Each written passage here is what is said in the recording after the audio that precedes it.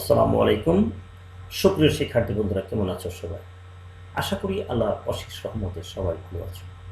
দূরে এবং কাছে যে যেখানে বসে তোমরা আমার এই পাঠদান কার্যক্রমে অংশগ্রহণ করছো, তাদের সকলকে আমার অন্তঃস্থল থেকে একটা প্রীতি এবং শুভেচ্ছা জানিয়ে আজকের পাঠদান কার্যক্রম শুরু করতে যাচ্ছি।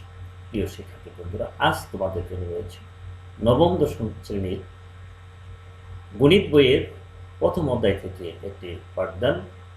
চলো তাহলে আর দেরি নয়, আমরা সরাসরি আমাদের পাঠে চলে যাই। প্রিয় শিক্ষার্থীরা, ক্লাসের শুরুতেই তোমাদেরকে স্বাগতম জানাচ্ছি। প্রমাণ করো যে রোটোবার্থের একটি অমূলত সংখ্যা। একটি অত্যন্ত গুরুত্বপূর্ণ প্রতিজ্ঞা। এই উপপাদ্যটি প্রতিজ্ঞাটি প্রমাণ করার জন্য আমরা ধরি রোটোবার্থ একটি মূলত সংখ্যা। যদিও আমরা প্রমাণ করব রোটোবার্থ একটি অমূলত সংখ্যা, এটি প্রমাণ করার জন্য আমরা একটি ভ্রান্ত ধারণায় উপনীত হচ্ছে, অর্থাৎ রোটোবার্থ একটি মূলত সংখ্যা। তাহলে রোটোবার্থ ইকুয়াল এ বাই বি, যেখানে এ এবং বি উভয়ই স্বাভাবিক সংখ্যা এবং এ ও বি পরস্পর সহমৌলিক এবং a is greater than 1, b is greater than 1। প্রিয় শিক্ষার্থী বন্ধুরা, তোমরা জানো যে মূলত সংখ্যা হচ্ছে সেই সংখ্যা যাকে এ বাই বি আকারে প্রকাশ করা যায়, অর্থাৎ যে সকল সংখ্যাকে দুটি পূর্ণ সংখ্যার ভাগফল রূপে প্রকাশ করা যায় সেই সকল সংখ্যাকে মূলত সংখ্যা বলা হয়।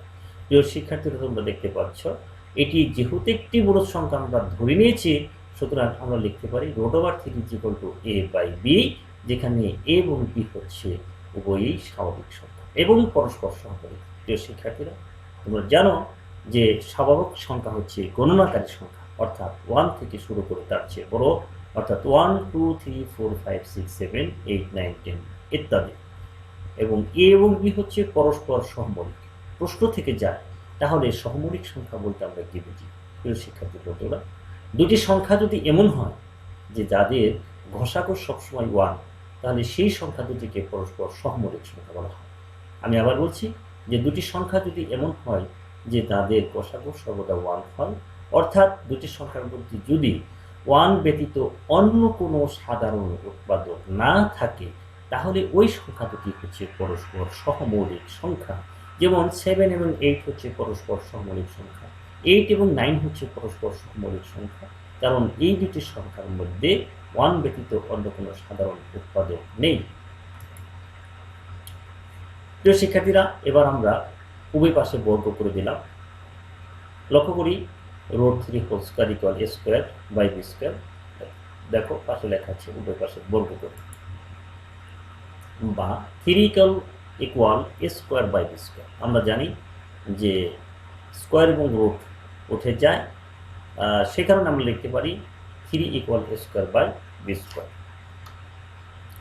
বা 3b equal a square by b. প্রিয় বন্ধুরা, এখানে আমরা উভয় পাশে বি দ্বারা গুণ করে দিয়েছি। তোমরা লক্ষ্য করো যে বি দ্বারা যদি গুণ করি তাহলে বাম পাশে 3b হলো এবং ডান পাশে এ স্কয়ার বাই বি, অর্থাৎ বি দ্বারা হর এবং লবকে বি দ্বারা উভয় পাশে গুণ করার কারণে উপর নিচে বি বেড়ে চলে যায়, ফলে দাঁড়ায় 3b equal a square by b. প্রিয় শিক্ষার্থীরা, লক্ষ্য করি এক্ষেত্রে 3b হচ্ছে একটি পূর্ণ সংখ্যা, স্পষ্টত 3b হচ্ছে একটি পূর্ণ সংখ্যা। অপরদিকে লক্ষ্য করো যে এ স্কয়ার বাই বি পূর্ণ সংখ্যা নয়, এটি হচ্ছে একটি ভগ্ন সংখ্যা। বন্ধুরা লক্ষ্য করো, এ স্কয়ার বাই বি হচ্ছে একটি ভগ্ন সংখ্যা, এটি পূর্ণ সংখ্যা নয়, কারণ এ এবং বি হচ্ছে পরস্পর সহমৌলিক। অধিকন্ত এ এবং বি উভয়ের মানই 1 অপেক্ষা করে। বন্ধুরা লক্ষ্য করো, এখানে যদি আমরা এর যে কোনো একটি মান বসাই, সাপোজ এ সমান 2, তাহলে এ স্কয়ার ইকুয়াল 4, আর বির মান যদি 3 বসাই, তাহলে আমরা যে ভগ্নাংশটি পাচ্ছি সেটি হচ্ছে 4/3। তো লক্ষ্য করো, তাহলে এ স্কয়ার বাই বি একটি ভগ্নাংশ। আবার যদি এর মান আমরা অন্য কিছু বসাই, যেমন 7, তাহলে 7কে যদি বর্গ করি তাহলে 7 7 49 হয়, এবং বির মান যদি আমরা 6 ধরি তাহলে 47 49/6 এটিও একটি ভগ্নাংশ। অর্থাৎ এ এবং বি পরস্পর সহমৌলিক হওয়ার কারণে কোনোভাবেই এ স্কোয়ার বাই বিকে আমরা পূর্ণ সংখ্যা করতে পারি না, করতে পারবো না, কখনোই সম্ভব নয়। এই কারণে এ স্কোয়ার বাই বি হচ্ছে একটি ভগ্নাংশ। সুতরাং 3b এবং এ স্কোয়ার বাই বি সমান হতে পারে না। প্রিয় বন্ধুরা, বাস্তবতা হচ্ছে যেহেতু আমরা জানলাম যে 3b হচ্ছে একটি পূর্ণ সংখ্যা, অপরদিকে এ স্কোয়ার বাই বি হচ্ছে একটি ভগ্নাংশ।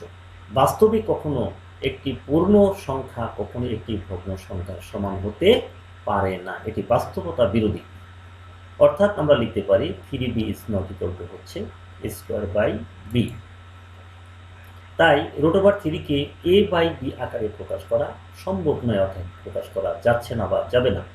অর্থাৎ 3b is not equal to হচ্ছে a বাই বি।